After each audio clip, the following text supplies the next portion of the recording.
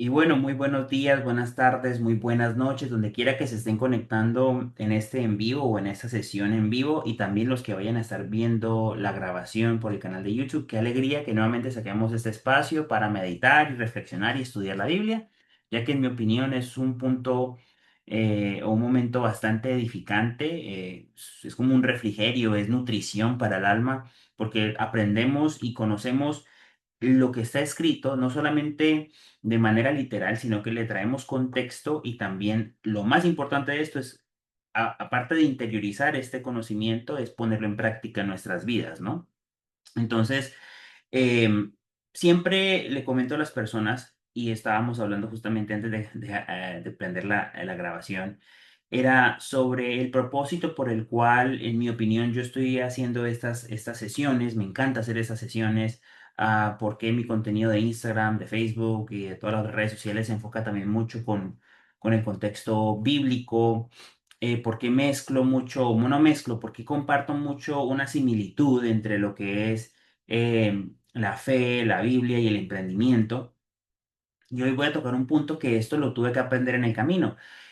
Yo nunca les voy a compartir teorías o lo que se me ocurra, que yo diga, hoy estoy aburrido a ver qué se me sale. Lo que yo siempre le quiero compartir a ustedes son experiencias que en 14 años, 15 años he tenido que vivir con Dios en mi proceso, ¿sí?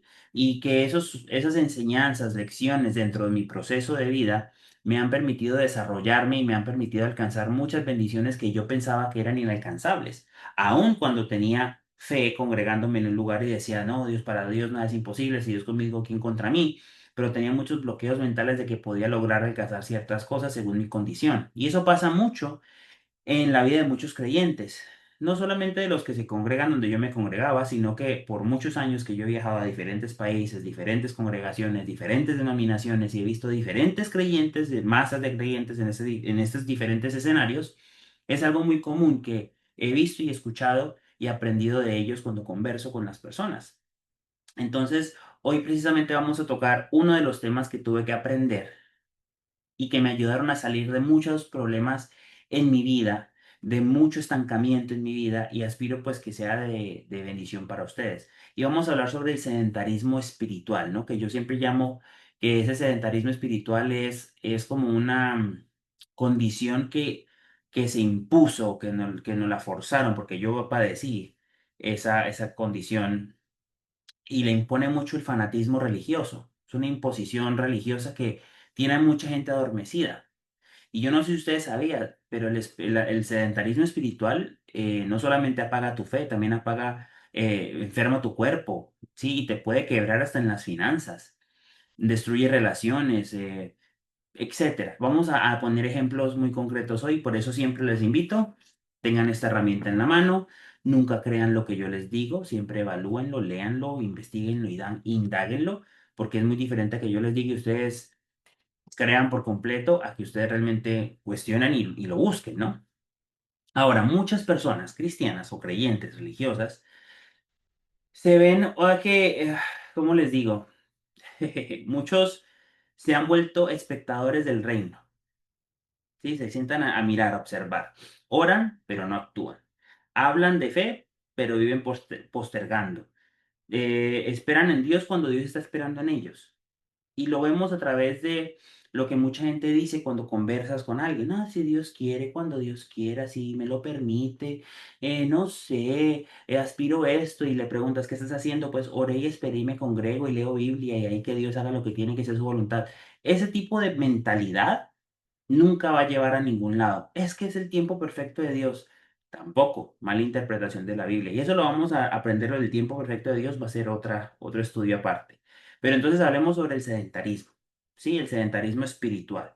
Y para eso vuelvo y digo, la Biblia en mano y comencemos con el libro de Éxodo en el capítulo 14 en el versículo 13, 14, 15 y 16. Veamos qué opina Dios sobre esa mentalidad sedentaria. Dice, y Moisés dijo al pueblo, no temáis, estad firme y ved la salvación que Jehová hará hoy con vosotros, porque los egipcios que hoy habéis visto, nunca más para siempre los veréis. Jehová peleará por vosotros y vosotros estaréis tranquilos. Eso fue lo que le dijo Moisés a los judíos, estando en el desierto. Entonces Jehová le dijo a Moisés, ¿por qué clamas a mí? Di a los hijos de Israel que marchen, y tú alza tu vara y extiende tu mano sobre el mar y divídelo, y entren los hijos de Israel por en medio del mar en seco. Ahora, entendamos el contexto detrás de estos versos, ¿sí? Israel está entre el Mar Rojo y el ejército egipcio, porque ya Faraón los había liberado, pero después se arrepintió y pues quería liquidarlos y eliminarlos. Entonces estaban los israelitas como que entre la espada y la pared. Entonces Moisés, animando al pueblo, les dice que estén firmes, porque veían que aquí tenían el mar, o sea, se iban a ahogar, y aquí atrás tenían un ejército que iba a eliminarlos. O sea, o se mueren ahogados o se mueren por espada. Y Moisés les dice, estad firmes. Pero Dios le responde radicalmente y le dice, pero ¿por qué claman? Porque acuérdense que Moisés dijo, es que Dios va a pelear por ustedes y no se preocupen que Dios hace todo. Y entonces vino la reprensión. No vino una opinión de Dios, vino un regaño. ¿Por qué clamas a mí? Marchen, fue lo que le dijo Dios a ellos. Hoy en día, ¿cuántas personas conocemos que dentro de las circunstancias que estén viviendo mantienen inmóviles, mantienen pensando que la oración es equivalente a la diligencia o que la oración es equivalente a tomar acción? ¿A quiénes conocemos? Elías, entonces tú estás en contra de la oración. No, es que la oración es una forma de comunicarme, la oración es una forma de transmitir mi mensaje a Dios y decirle, Señor, esta es la situación, pero detrás de esa oración y frustración nos toca tomar acción, toca salir adelante, toca pararse y caminar. Pero mucha gente hoy, tanto en la vida financiera, sentimental, en su llamado, en su propósito, en sus relaciones familiares o en sus relaciones interpersonales, siempre son los que se quedan esperando a que Dios les solucione y que mágicamente todo se dé para que pues ellos no cometan errores, ¿no? O para que no queden mal, o para que la mano poderosa de Dios les dé la razón a ellos porque se quedaron quietos y Dios hizo su voluntad. Veamos que Dios no toma con buenos ojos o no afirma y no aplaude el estar pensando de que Dios hace todo por nosotros. Lo primero que dijo Dios a Moisés fue, ¿y por qué clamas a mí? O sea, ya sé lo que está pasando, ya sé lo que está aconteciendo. Pónganse a caminar, haga lo que tienen que hacer, ¿sí? Vamos a seguir leyendo rápidamente en la Biblia ejemplos, ejemplos que nos van a eliminar esa mentalidad sedentaria. Antes del próximo verso les cuento rapidito sobre mi historia para que vean cómo fue que aprendí esto en la vida y lo vamos poniendo paso por paso, ¿no? Lo vamos poniendo como un ladrillito tras otro ladrillito para ir edificando y cimentando este entendimiento o este estudio de hoy. En mis épocas de fanatismo religioso, cuando me congregaba antes de que me expulsaran, que yo iba 7 días a la semana, yo ministraba, subía al púlpito, tenía responsabilidades, todo lo que tú quieras. Iba a diferentes de franquicias o sedes de esa misma franquicia, diferentes sedes en diferentes lugares, y servía y colaboraba y toda la cuestión gratuitamente y voluntariamente. Muchas veces se imponía en la doctrina de que la acción era orar, o la acción era esperar en Dios, o la acción era ir a congregarse, leer Biblia, orar, o que la acción era confiar en la palabra profética de la líder dueña de la franquicia o sus líderes que daban una instrucción. Esa era la acción. Y ahí era donde yo me mantenía cerrado, porque por más de que yo voluntariaba y servía y todo, yo tenía una vida familiar muy caótica porque manteníamos peleados. Yo mantenía una vida fanática y repelaba a las personas cercanas a mí que no fueran de la misma congregación. Entonces, y yo no hacía nada al respecto, yo simplemente dejaba que las cosas fueran, sedentario, ¿no? Esperando que Dios mágicamente le cambiara el corazón y el pensamiento a mi familia y a mis seres cercanos, simplemente porque sí, sin yo tener que hacer nada al respecto. Yo padecía de un sedentarismo financiero porque pasábamos trabajos económicos. No teníamos en ese entonces, estoy hablando cuando yo tenía 14, 15, 16, 17, 18 años así. No teníamos el dinero en ese momento de pronto hasta para comprarme ropa. Yo en mi adolescencia, mi mamá trabajaba en diferentes empleos para sacarnos adelante a mi hermano menor y a mí. Yo tenía 14, 15, 16, mi hermano tenía 6, 7, 8, etcétera. Y dentro de sus condiciones podíamos tener techo y comida gracias a Dios que mi mamá fue muy esforzada y muy diligente como madre y proveedora, pero pues no le alcanzaba el presupuesto para yo comprar ropa. Entonces en mi adolescencia yo no tenía ropa nueva, no podía comprar ropa nueva. Yo recibía donaciones de los de la iglesia y yo era muy flaquito, créanlo, ¿no? Yo llegué a ser delgadito, delgadito. Ahora sí delgadito, más rellenito, pero la cuestión es que yo recibía donaciones, entonces la ropa me quedaba grande, porque era lo que me podían donar, lo que me donaban, y pues la ropa me quedaba grande y yo me la ponía sin problema. Pero aparte de ver esa condición financiera en mi vida y estar agradecido, sí, porque era lo que podía, lo que tenía, yo podía haber sacado una diligencia, decir, ¿por qué no busco un empleo? ¿Por qué no me pongo a ayudar financieramente a mi mamá en mi adolescencia? Lo más fácil para mí fue ponerme a trabajar con ella en vez de yo buscar otras alternativas, de pronto un poco más, mejor pagadas, porque para mí era Dios proveerá. Y ese sedentarismo de que Dios proveerá, porque pues sí, me proveía, ¿sí? Proveía porque no me faltaba nada. Pero pues en realidad eso era lo que Dios quería que yo hiciera y que yo viviera en mi existencia. O sea, Dios me iba a programar para yo limitarme a simplemente vivir de donaciones y a vivir con lo mínimo, pasando, pasando simplemente al ras a cada fin de mes. Eso será lo que Dios quería para mí. Y me tocó aprenderlo con el tiempo, reflexionar en esa verdad con el tiempo. Pero en ese momento, mi fanatismo, yo estaba como Moisés, tranquilos que Dios provee, tranquilos que no se provee, tranquilos. Y sí, pues no faltaba, pero pues tampoco venía más. Y ese sedentarismo eventualmente me cerraba a ver oportunidades, me cerraba a ver la vida como tenía que ser fuera de la congregación, porque yo iba 7 días a la semana y para mí mi mundo era esas 2, 3 horas que eran congregándome todos los días. Si ven como el sedentarismo no aporta, por más noble que sea la causa, por más noble que sea el llamado, en ese momento que yo pensaba que ese era mi llamado, ¿sí? No concuerda lo que reflejaba en las cuatro paredes con lo que mi vida tenía que reflejar como un hijo de Dios o como un creyente. Porque si somos enviados como creyentes a dar excelencia a la humanidad, a demostrar excelencia en muchas áreas, pues yo no tenía excelencia y así vive mucha gente. Y lo sé porque lo he visto. Entonces vamos a seguir indagando en la Biblia. Si vamos a Josué, capítulo 1, el versículo 9, podemos ver que después de que cruzan el Mar Rojo y pasa lo que acabamos de leer, ya cuando Moisés muere y queda su sucesor a cargo, Dios establece que sea Josué. Miren lo que le dice Dios a Josué: mira que te mando que te esfuerces y seas valiente y no temas ni desmayes, porque Jehová tu Dios estará contigo en donde quiera que vayas. Josué 1:9. ¿Ok? Hoy en día, los creyentes, vamos a hablar de Elías en el tiempo que les estaba mencionando, de mis 14, 15, 16, 17, 18 años, 19 años, mis 20 años, todos esos años que tenía ese fanatismo y ese sedentarismo bien sembrado. Muchos piensan e interpretan eso de que estaré contigo como algo que dice, no te preocupes que Dios, como Dios está conmigo, ¿para qué me preocupo? Si se lo digo a Josué. Pero se nos pasa por la cabeza, se nos pasa por aquí, ¿sí? La parte de esfuérzate. Porque confundimos el esfuerzo con que, como yo me estoy congregando, me estoy esforzando. Como yo estoy orando, me estoy esforzando. Como yo estoy leyendo, me estoy esforzando. No, eso es lo mínimo que se puede hacer. Eso no es esfuerzo. El hecho de que nosotros oremos, busquemos a Dios, meditemos en Dios y leamos Biblia y escudriñemos, eso es un requisito fundamental para una relación, una comunión sana con el Todopoderoso. Yo les voy a poner un ejemplo a qué me refiero. Si ustedes, para los que estamos casados o tienen una relación sentimental con alguien, si ustedes, por ejemplo, esperan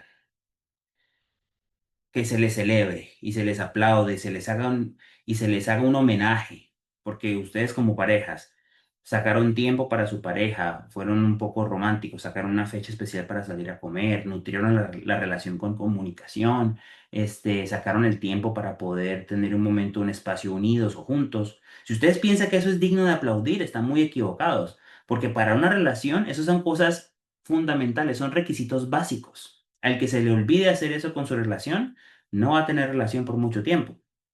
Y lo dice la voz de la experiencia.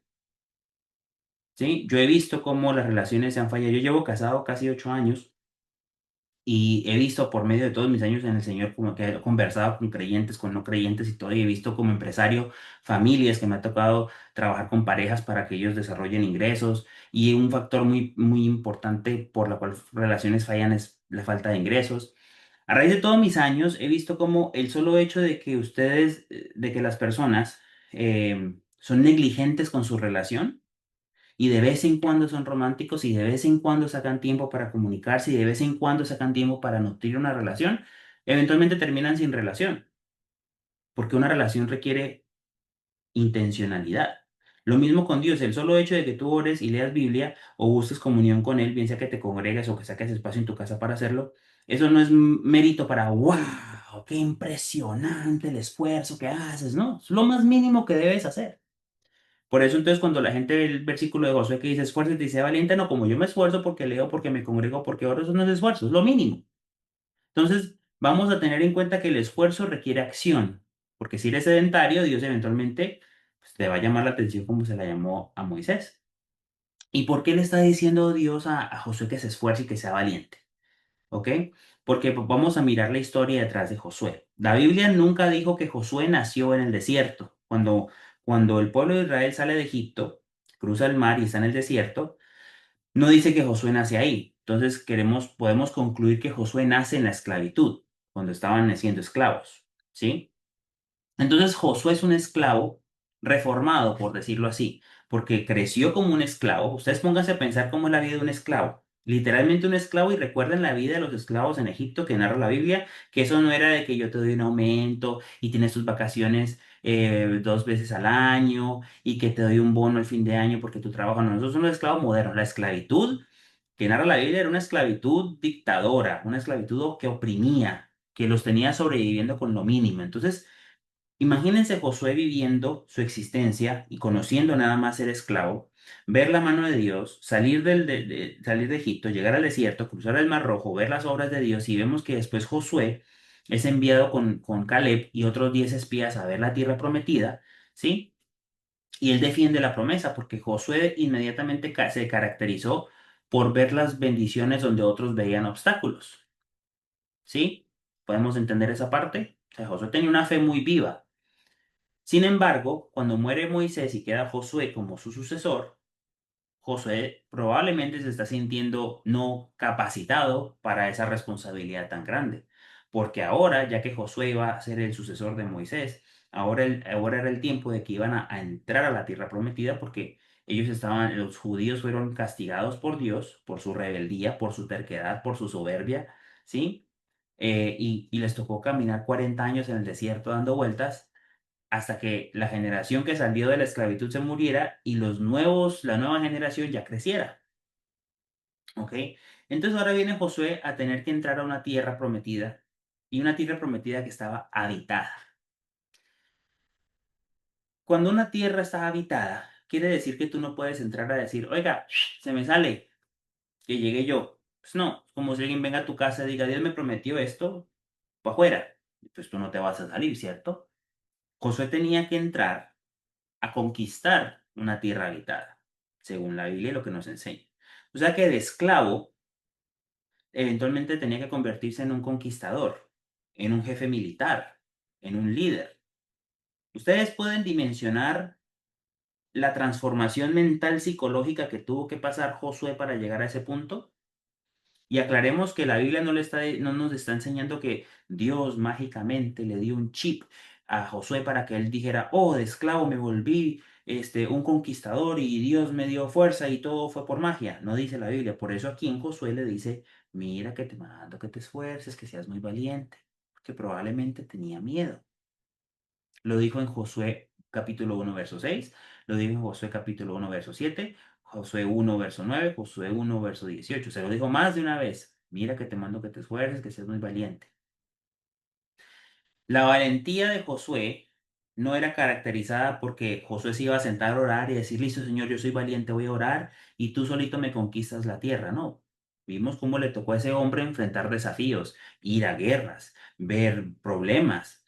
Se enfrentó contra reyes, a pesar de haber sido un esclavo. Hoy muchos cristianos, muchos creyentes, con la mentalidad con la que fueron criados, sí, la traen al reino, la traen a los caminos de Dios y ya se autolimitan en todo de la vida. Y entonces es más fácil ser sedentario cuando se les predica una doctrina de humanos de que tienen que ser sedentarios, de que Dios va a hacer todo por ellos. Entonces, pues es más fácil adoptar esa mentalidad equivocada y esperar a que Dios haga todo. Pero oye, pasan los años y no pasa nada. Aquí Dios te está mandando a ser valiente y esforzado. Y el esfuerzo, si nos ponemos a analizar para conquistar una ciudad, un país, conquistar tierras, el hombre tenía que ponerse las pilas, como dicen en Colombia, tenía que ponerse diligente. Eso no iba a llegar porque oraba o porque esperara que alguien le dijera, sí, Dios te mandó a decir, no. Entonces, pongámonos a pensar esta realidad. Si nos vamos a ver esto cómo aplica hoy en día, muchos quieren tener una familia unida, muchos. Pero como no se esfuerzan y eso no son valientes para decir, si se equivocaron, decir, oigan, quiero reunir a la familia, de decirles yo me equivoqué, yo fui fanático, yo lo tuve que hacer. Yo fui extremista, yo cometí errores, yo insulté, yo humillé por mi falta de conocimiento y me gustaría tener una relación con ustedes, sanar las heridas, estar más cercanos a la familia. Si ustedes no toman el primer paso, Dios no lo va a hacer por ustedes.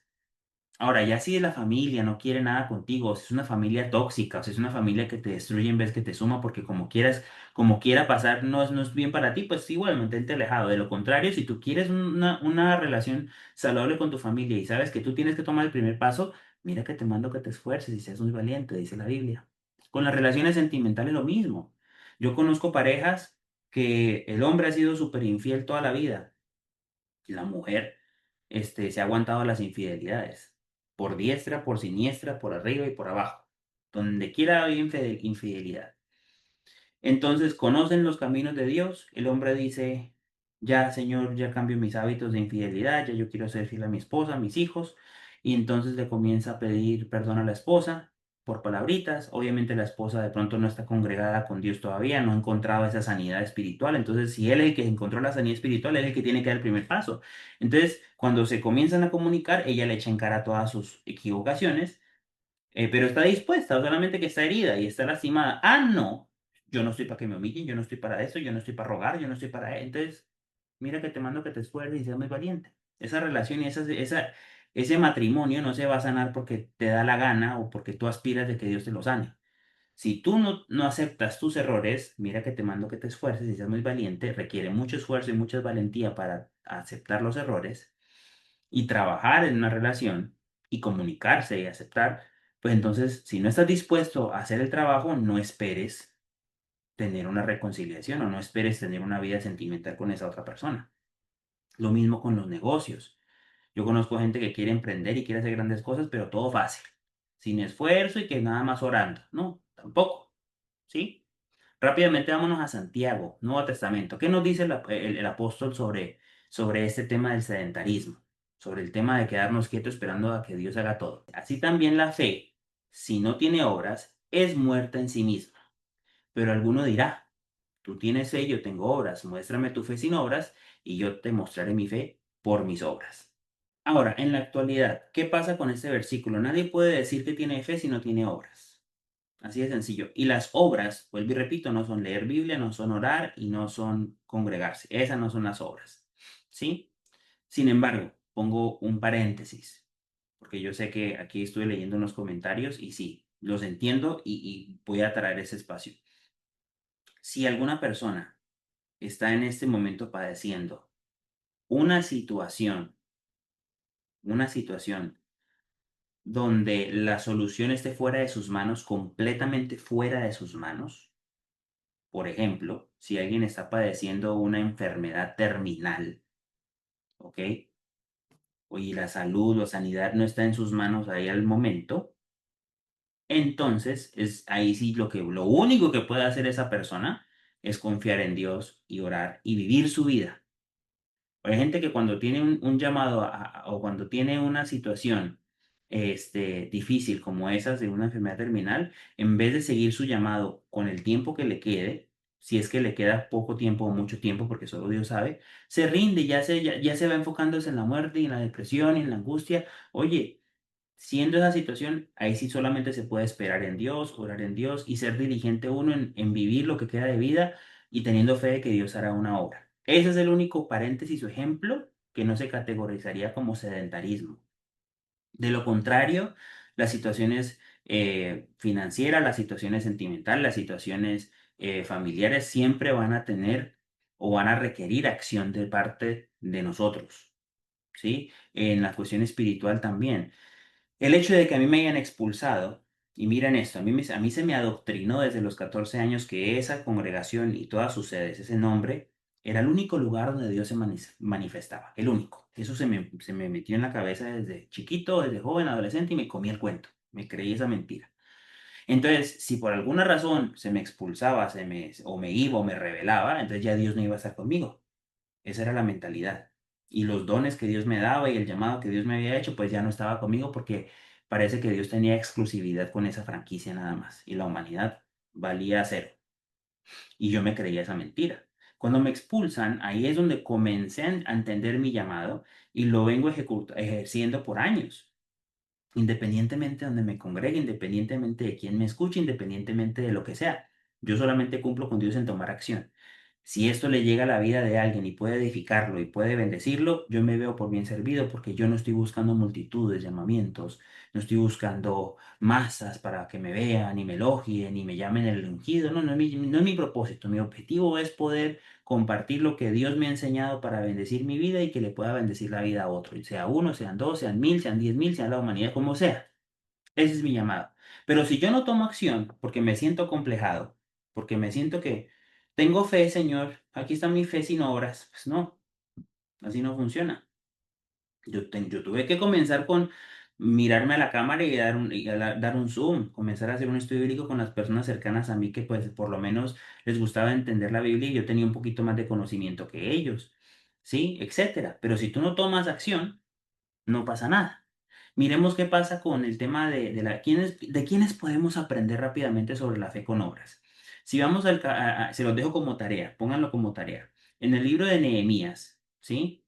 Si quieren leer el capítulo 2 rápidamente, vemos cómo Nehemías estaba llorando, ¿sí? Y orando porque veía que él era un sirviente para el reino persa, porque su generación él fue sacado de su tierra, un judío fue sacado en un exilio, porque fue invadida la tierra, y eventualmente Babilonia, que fue el que lo exilió, ese reino cayó en manos de los persas, o sea que lo sacaron de su tierra por el reino babilónico también fue atacado y conquistado por los persas, y entonces en esas transiciones, él terminó siendo un simple empleado, un copero del rey persa, y se dio cuenta de la situación tan degradante, tan triste que tenía su tierra de Israel, de Judea. Entonces él lloró y oró para ver si él podía hacer algo, pero a la misma vez, si leen Nehemías, él no se quedó solamente llorando y llorando.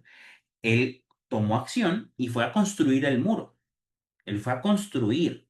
No dice que, Señor, él oró y que mágicamente los ladrillos se pusieron uno encima de otro y que Dios mágicamente hizo. No, le tocó luchar contra objeciones, desafíos, amenazas. Pónganse a pensar. Si repasamos al libro de Josué, que también estaba lleno de miedos, él tuvo que levantarse más de una vez. Les invito a que puedan leer el capítulo 7 del libro de Josué.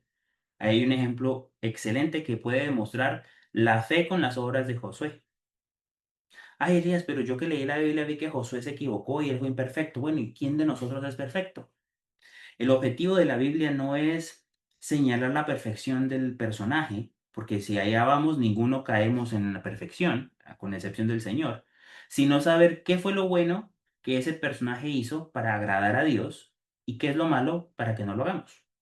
Y tomar los buenos ejemplos de lo bueno y desechar lo malo y aprender de ello. En Noé podemos aprender de que, a pesar de su edad, que dice la Biblia que tenía 600 años, fue destacado porque construyó el arca.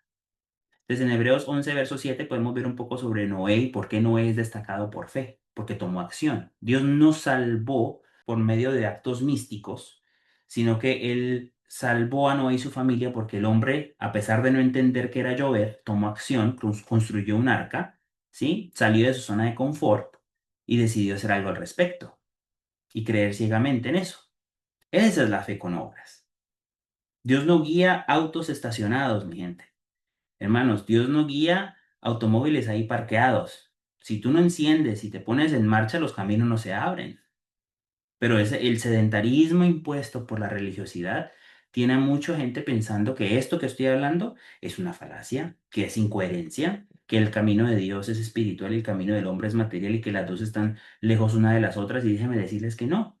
Porque a menos de que tú seas un espíritu sin órganos, sin que tengas que depender de trabajar, sin que tengas que depender de vivir en un mundo de sociedad, de relaciones interpersonales, pues entonces a menos de que tú seas un espíritu de algo de otra dimensión, todo aplica. Porque lo espiritual se refleja únicamente cuando lo ponemos en práctica en lo material. ¿Qué nos enseña el libro de Proverbios? Vamos a ver qué dice en Proverbios 13 en el verso 4. El alma del perezoso desea y nada alcanza, mas el alma de los diligentes será prosperada. Elías, tú siempre hablando de prosperidad, tú siempre hablando de dinero. Mira, si a ti te molesta que yo siempre esté hablando de prosperidad y dinero, es porque es lo único que tú escuchas.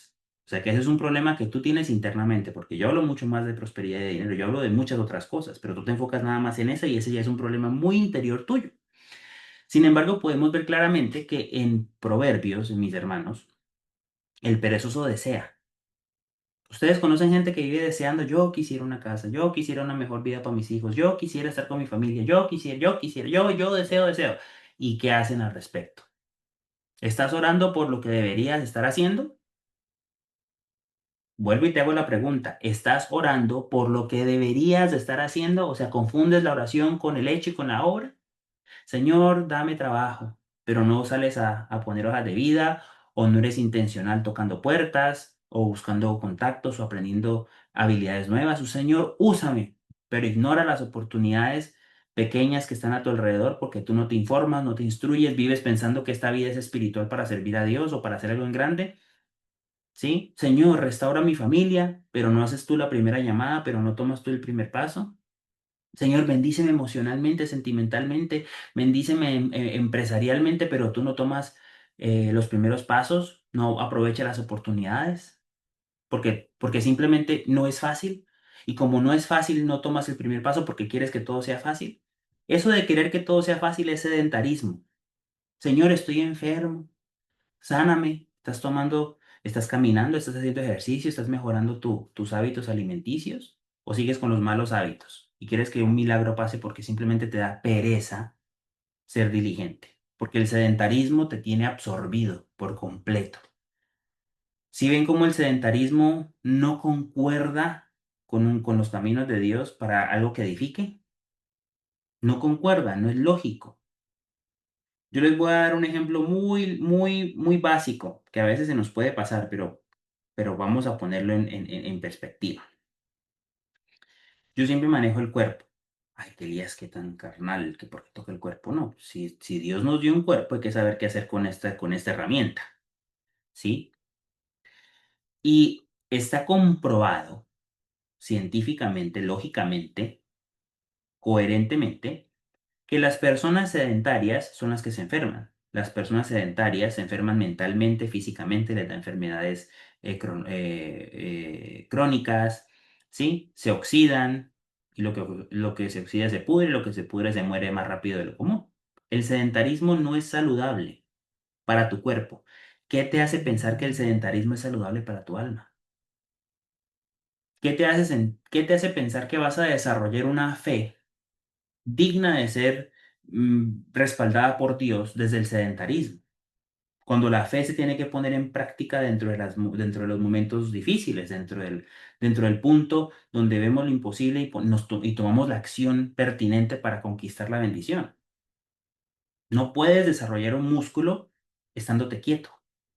Por eso el sedentarismo no es de Dios. Entonces yo te quiero dejar con una tarea donde tú te preguntes en qué parte se estás volviendo sedentario en tu vida en general. ¿Estás siendo sedentario espiritualmente? Porque estás esperando a que sientas las ganas de tomar acción, de acudir a tu llamado, de prepararte, de aplicar las características de un verdadero creyente, como fue un estudio bíblico que ya tuvimos, que está en YouTube también si lo quieren ver, o de aplicar el gran mandamiento, que es el mandamiento más importante, pero te cuesta porque estás esperando que Dios te lo instale, o de pronto en el empleo estás esperando que Dios te dé el ascenso sin que tú des excelencia, porque hay muchos cristianos creyentes que son pésimos ejemplos de empleados y quieren tener los cargos más importantes. Pues así no funciona. Si tú no das excelencia en lo poco, en lo mucho no tendrás nada. ¿Quieres prosperar, pero no quieres desarrollar habilidades? ¿Quieres una mejor calidad de vida, pero no te atreves a salir de tu zona de confort porque quieres que la vida se acomode a tus caprichos y a tu soberbia? La vida nunca se va a acomodar a tus caprichos y a tu soberbia. El éxito nunca se va a acomodar a tus caprichos y a tu soberbia. A nosotros nos toca acomodarnos a las circunstancias para poder conquistarlas. Y cuando las conquistamos, tenemos el resultado llamado prosperidad.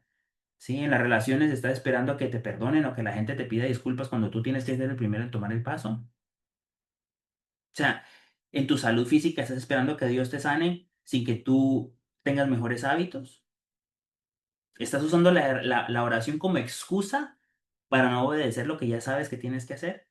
Yo quiero que escribas esto y lo comiences a interiorizar para que puedas identificar dónde tienes que trabajar.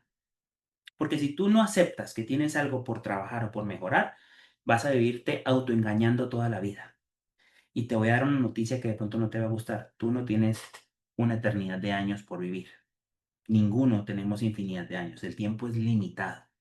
Y mientras más autoengañado estés porque te comes tus propios cuentos, dirían los colombianos, o sea, vives creyéndote tus propias mentiras o tus propias excusas para no salir de tu sedentarismo, pues la vida se te va a ir.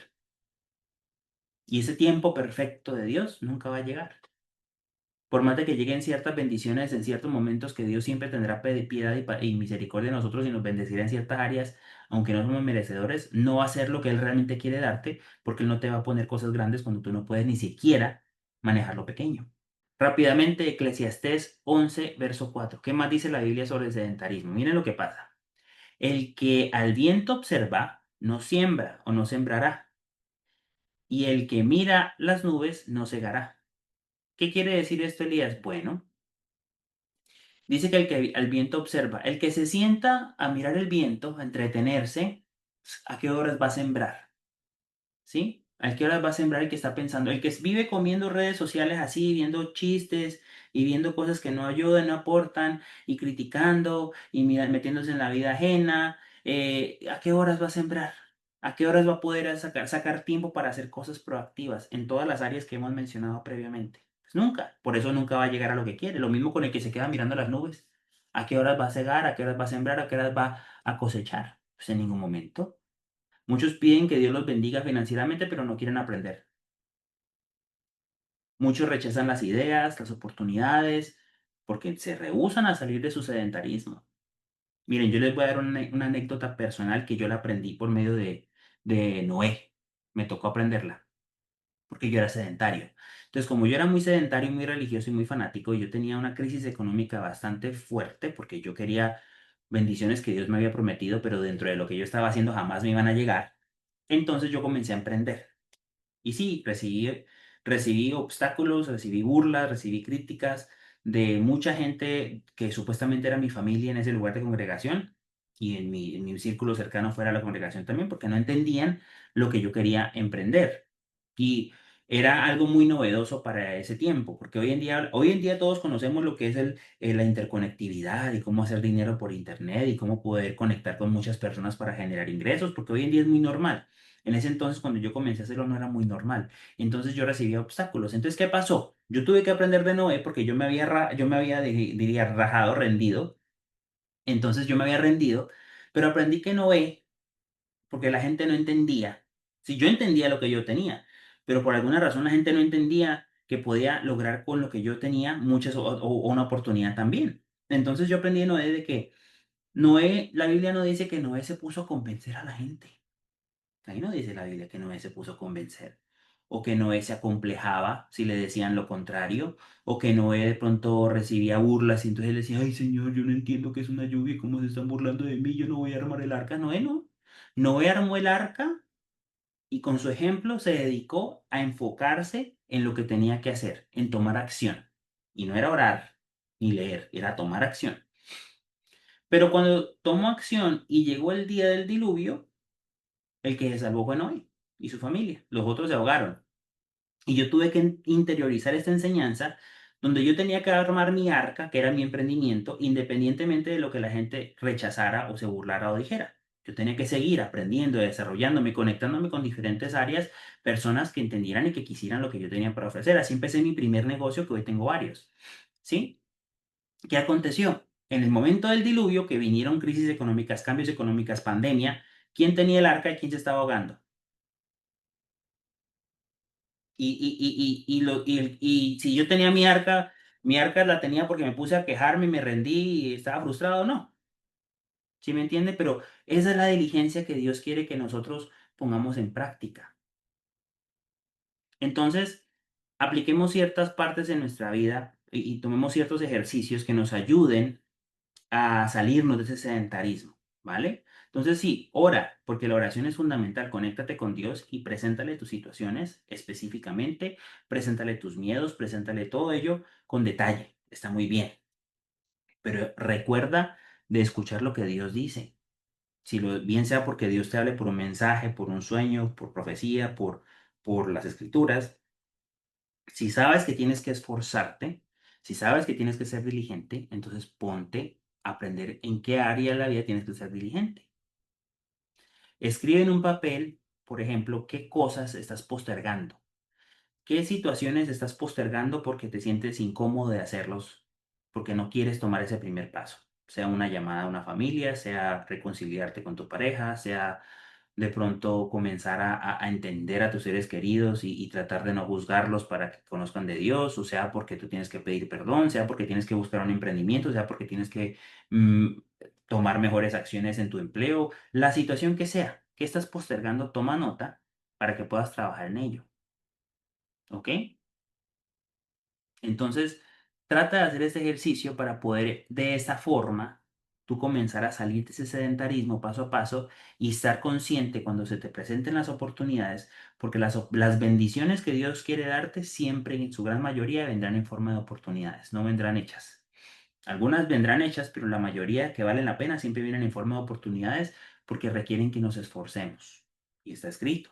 ¿Ok? Entonces, si ejercitas estos pequeños pasos, vas a estar más consciente cuando te sientas sedentario.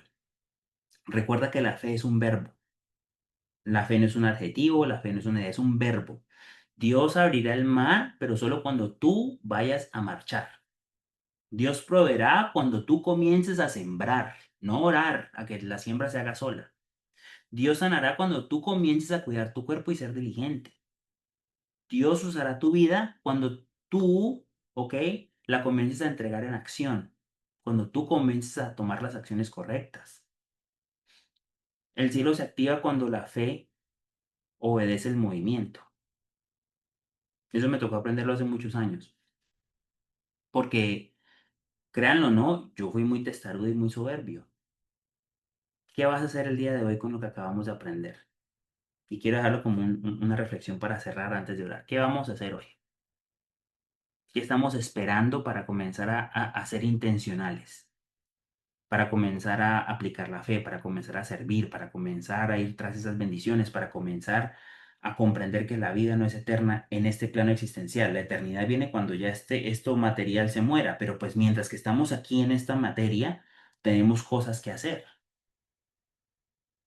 Si estás en contra de hacer cosas intencionales en esta materia, pues entonces no te vayas a quejar por el resultado final.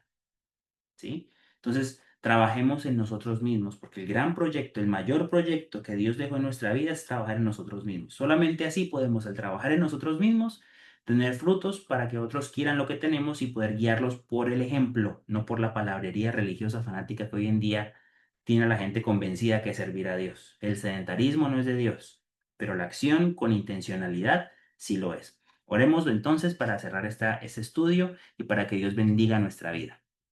Señor Padre Santo del cielo, eterno Creador y misericordioso, eterno de los eternos, el Alfa y el Omega, te agradecemos tu presencia en este pequeño espacio, porque donde dos o tres en tu nombre estén, bien sea que estamos aquí en vivo, conectados, o los que estén viendo este video, donde quiera y cuando quiera que estén viéndolo en tu nombre, veremos tu mano poderosa. Señor eterno, manifiéstate en nuestras vidas para que el sedentarismo que muchas veces está implantado por el adoctrinamiento fanático comience a morirse esa semilla, comience a limpiarse de nosotros para que podamos ver tus caminos con intencionalidad, para que podamos entender tu propósito en nuestra vida con una perspectiva correcta y no con misticismo fanático. Señor, límpianos y bendícenos y ayúdanos a comprender qué acciones tomar, porque sabemos que no nos vas a poner todo hecho y puesto en la mesa, nos vas a poner oportunidades para que aprendamos, para que tomemos acción. Danos fuerza y darnos, Señor, diligencia, resistencia y ayúdanos a que esta intencionalidad se materialice. Bendícenos hoy y siempre, Señor Padre, y pedimos por cualquier necesidad física, material, financiera, sentimental, emocional en nuestras vidas para que tu mano se haga manifiesta y podamos ver tu obra en nosotros. Te lo pedimos en Cristo Jesús, nuestro Redentor, tu Hijo amado. Amén. Bueno, mis hermanos, entonces nos veremos en una próxima ocasión y ya saben, suscríbanse al canal, compártanlo para que mucha gente pueda conectarse, escuchar y para que sigamos en esos estudios aprendiendo, para que podamos evangelizar nuestras vidas, para que podamos sembrar y guiar a muchas personas que están buscando una verdad sin fanatismo y sin legalismos. Bendiciones.